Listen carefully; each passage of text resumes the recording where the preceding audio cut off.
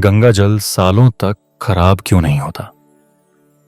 क्या यह सिर्फ आस्था है या इसके पीछे कोई वैज्ञानिक रहस्य छिपा है? इसका रहस्य जानकर सच में आप चौंक जाएंगे, क्योंकि गंगा जल सिर्फ धार्मिक रूप से ही नहीं बल्कि वैज्ञानिक रूप से भी बेहद खास माना जाता है।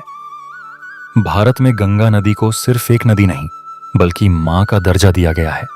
करोड़ों लोग गंगा जल को पवित्र मानते हैं और पूजा पाठ में इसका उपयोग करते हैं।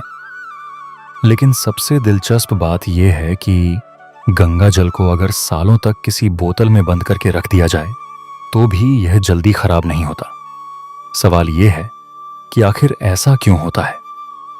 वैज्ञानिकों ने इस पर कई सालों तक शोध किया है।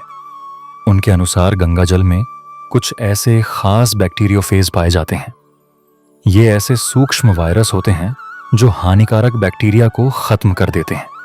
जब कोई बैक्टीरिया पानी को खराब करने की कोशिश करता है तो ये बैक्टीरियोफेज उन्हें नष्ट कर देते हैं।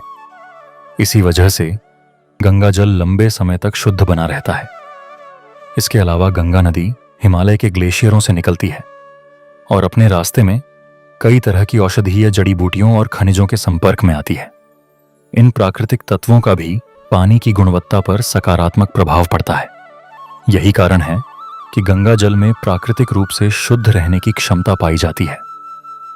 इतिहास में भी कई विदेशी वैज्ञानिकों और यात्रियों ने गंगा जल की इस खासियत का जिक्र किया है।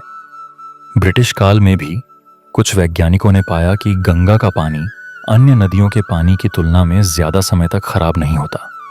यही कारण है कि पुराने समय में लोग यात्रा के दौरान गंगा जल साथ लेकर जाते थे। हालांकि आज के समय में बढ़ते प्रदूषण ने गंगा नदी को काफी नुकसान पहुंचाया है। औद्योगिक कचरा, प्लास्टिक और गंदगी की वजह से नदी की पवित्रता और प्राकृतिक शक्ति पर असर पड़ा है। इसीलिए यह हमारी जिम्मेदारी है कि हम गंगा को साफ रखने में योगदान दें।